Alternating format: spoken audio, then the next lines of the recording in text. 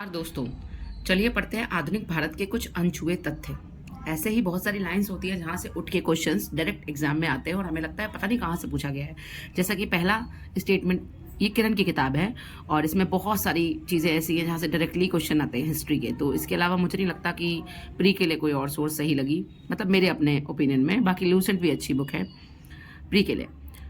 François Bernier ने मुगल राज सत्ता की नौकरी प्राप्त की थी। उसने उमरा दानिशमंद खान की उपाधि से सम्मानित किया गया था। तो ये पूछा जा सकता है आपको, उमरा दानिशमंद खान की उपाधि से किसे सम्मानित किया गया था? तो फ्रैंकोइस बर्नियर को। ट्रेवेनियर एक प्रसिद्ध जौहरी था। इसने अपने यात्रा विवरण में मयूर सिंहासन का अनोखा चित्रण किया है। मयूर, अभी पूछेगा किसने मयूर सिंहासन का अनोखा चित्रण किया है, तो वो ट्रेवेनियर है। डॉक्टर जेमेली कैरेडी फ्रांसीसी यात्री था जिसने औरंगजेब के जीवन के अंतिम दिनों का रोचक चित्रण में अपनी किताब में किया है। तो औरंगजेब के जीवन के अंतिम दिनों का रोचक चित्रण किसने अपनी किताब में किया है? तो जेमेली कैरेडी, डॉक्टर जेमेली कैरेडी। मनुची एक वेनिस यानी कि इटालियन था और जो 16 वर्ष की आयु में भारत आया था। उसने दारा शिकोह के सहयोग से तोप संचालक के रूप में अपने जीवन की शुरुआत की। कालांतर में दारा के पराजित होने के बाद मनुची ने डॉक्टरी पेशा अपना लिया। तो ये पूछा जा सकता है कि दारा शिकोह के टाइम पे कौन थे? तो मनुची थे। मनुची ने हास्यास्पद डायरी स्टोरियो डू मोगोर, मुगल कथाएं, स्टोरियो डू मेगोर के नाम से लिखी। अब ये पूछा जा सकता है स्टोरियो डू मेगोर किससे रिलेटेड है? मुगल से रिलेटेड है। किसने लिखी है? मनुची ने लिखी है। कॉमेडी मतलब हास्य डायरी है एक। नादिर शाह ने दिल्ली में कत्लेआम के बाद शाहजहां की उपाधि धारण की और अपने नाम से सिक्के चलवाए। Very good. नादिर शाह ने दिल्ली में कत्लेआम के बाद किसकी उपाधि धारण की? शाहजहां की, और अपने नाम से सिक्के भी चलवाए। नादिर ने अपने भारत में से कुल करीब 70 करोड़ रुपए की लूट की। इसी कारण उसने अपने देश में 3 वर्ष तक कोई कर नहीं दिया। वेरी गुड, बहुत बढ़िया। कला, शिल्प, साहित्य और सांस्कृतिक क्रियाकलापों से संबंधित विशिष्ट लखनऊ संस्कृति के उत्थान का श्रेय सफदरजंग अवध के जो नवाब थे उन्हें दिया जाता है। बंगाल का प्रथम गवर्नर जनरल वॉरेन हेस्टिंग, ये आपको पता ही है। विलियम हंटर के अनुसार वॉरेन हेस्टिंग ने व्यवस्थित और ठोस रूप से सिविल शासन प्रणाली की आधारशिला रखी, जिस पर कॉर्नवालिस ने संगठित ढांचा खड़ा किया। मतलब बेस किसने तैयार किया था? सिविल सर्विसेज का हेस्टिंग ने, और उसके ऊपर बिल्डिंग किसने बनाई? हमारी कॉर्नवालिस ने। और ये कहा किसने? सर विलियम हंटर ने। सहायक संधि द्वारा भारतीय क्षेत्रों को ब्रिटिश साम्राज्य में मिलाने का निर्णय लॉर्ड वेलेजली, ये सबको पता है, कई बार पूछा जा चुका है। भारत में सहायक संधि का प्रयोग वेलेजली से पूर्व डुप्ले ने किया था। सबसे पहले डुप्ले ने किया था, ठीक है, फ्रांसीसी थे। सहायक संधि स्वीकार करने वाला प्रथम राज्य हैदराबाद, ठीक है। पहला राज्य, ये क्वेश्चन कई बार आ चुका है, पहला राज्य कौन है? 1798 में आपका, 1798 में हैदराबाद, ठीक है। उसके बाद आपका मैसूर 1799, तंजौर, अवध, ये सहायक संधि की बात हो रही है। डॉक्ट्रिनल फ्लैक्स अलग है, याद रखिएगा। व्यक्तिगत जो भी बोलते हैं उसको, टोलॉजी का जो है वो अलग है। ये सहायक संधि वेलेजरी वाली की बात हो रही है। पेशवा, फिर भोसले, फिर सिंधिया। तो क्या क्रम है इनका? हैदराबाद, मैसूर, तंजौर, अवध। पहले साउथ इंडिया शुरू किए, हैदराबाद, मैसूर गए, तंजौर गए, फिर अवध को ले लिए, फिर पेशवा ने भी महाराष्ट्र के स्वीकार कर लिया 1801 में, फिर सिंधिया, भोसले और फिर सिंधिया ने 1804 में, ठीक है। ड्यूरेंट समझौता अफगानिस्तान के बीच में, आपको पता होगा। डिफरेंट गवर्नर जनरल के शासनकाल में भारत में इंपीरियल सर्विस कोर की स्थापना हुई। इंपीरियल सर्विस कोर की स्थापना किसके कार्यकाल में हुई? डिफरेंट गवर्नर जनरल थे उनके कार्यकाल में हुई थी, डिफरेंट, ठीक है।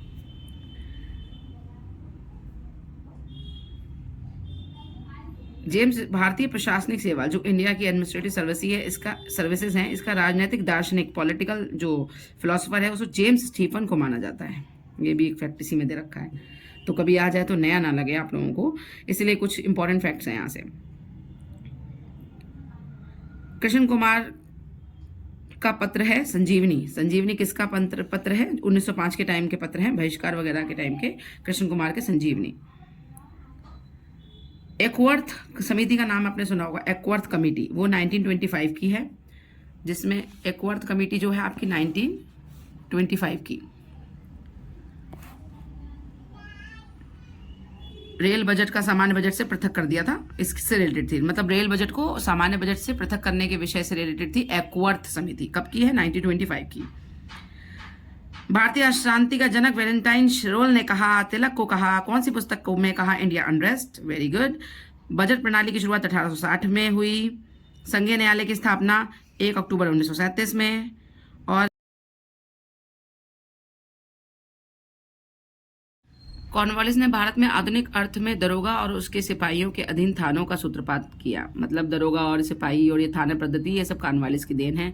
सत्येंद्र नारायण सिन्हा गवर्नर जनरल की परिषद के विधि सदस्य नियुक्त किए जाने वाले पहले भारतीय थे। मतलब लॉ मेंबर नियुक्त किए गए थे गवर्नर जनरल की परिषद के। कौन थे? सत्येंद्र नारायण सिन्हा। ये क्वेश्चन आ चुका है। भारत में मुद्रणालय मतलब प्रिंटिंग प्रेस जो थी, स्थापना सर्वप्रथम पुर्तगालियों ने की। अब ये क्वेश्चन आएगा स्टेटमेंट वाइज कि नहीं पुर्तगालियों ने, अंग्रेजों ने की, तो आप उसमें ध्यान रखिएगा कि पुर्तगालियों ने की है। भारत में छपने वाला प्रथम समाचार पत्र था आपका बंगाल गजट, जो कि अंग्रेजी में था, जिसका संपादन सबको पता है जेम्स ऑगस्टस हिक्की ने किया था। गंगाधर भट्टाचार्य प्रथम भारतीय थे जिन्होंने बंगाल गजट नाम से अंग्रेजी समाचार पत्र निकाला। अब प्रथम भारतीय कौन थे बंगाल गजट नाम से जिन्होंने निकाला था? वो थे Gangadhar Bhattacharya. Vernacular press act 1878 सबको पता है। चार्ल्स मेटकाफे को भारतीय प्रेस का मुक्तिदाता कहा जाता है, समाचार पत्रों का मुक्तिदाता। हिक्की और बर्किंगम को भारत में स्वतंत्र और तटस्थ पत्रकारिता का, हिक्की और बर्किंगम पत्रकारिता का जन्मदाता माना जाता है। ये ऑप्शंस में स्टेटमेंट आ जाएगी तो लगेगा पता नहीं कहाँ से नाम पूछ लिए हैं, और बर्किंगम तो लगेगा सुना ही नहीं है। तो इस तरह से आप याद रखिए। कौन कौन थे जो भारतीय समाचार पत्रों की स्वतंत्रता का समर्थक करते थे? विलियम बेंटिंग थे, हेस्टिंग थे, मेटकाफे थे। अब इसमें मेटकाफे, मैकाले और रिपन, अगर इसमें अभी ऑप्शन आ जाए इन चारों में से कौन था जो स्वतंत्रता का समर्थक था या नहीं था, या कोई और नाम दे दिया जाए तो ऐसे क्वेश्चंस बनेंगे। आधुनिक समय में राष्ट्रवाद शब्द का पहला प्रयोग 1798 में एक जर्मन विचारक आदम विशॉट ने, ये नहीं ठीक है, ये मतलब ये नहीं पूछा जाएगा। एओ ह्यूम द्वारा लिखी गई प्रमुख पुस्तकें कौन सी हैं? क्योंकि एओ ह्यूम आपको सबको पता है कि कांग्रेस के संस्थापक थे, तो इनकी राइजिंग टाइड ऑफ प्रोग्रेस एक बुक थी।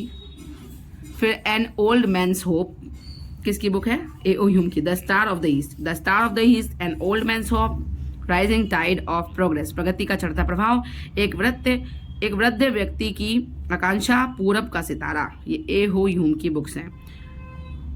किसने तिलक स्कूल ऑफ पॉलिटिक्स खोला?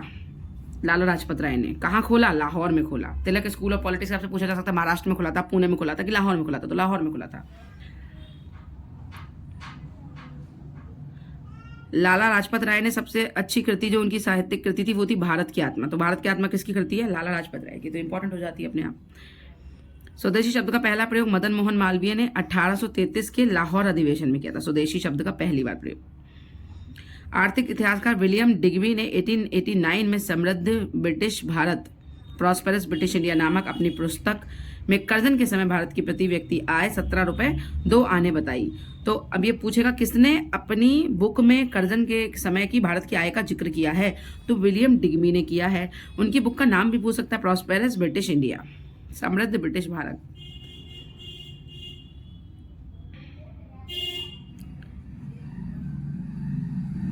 लाला लाजपत राय ने अपनी यंग इंडिया नाम की पत्रिका में सबसे पहले कांग्रेस की स्थापना से जुड़े सेफ्टी वॉल्व थ्योरी की व्याख्या की। तो किसने की? लाला लाजपत राय ने 1916 में की।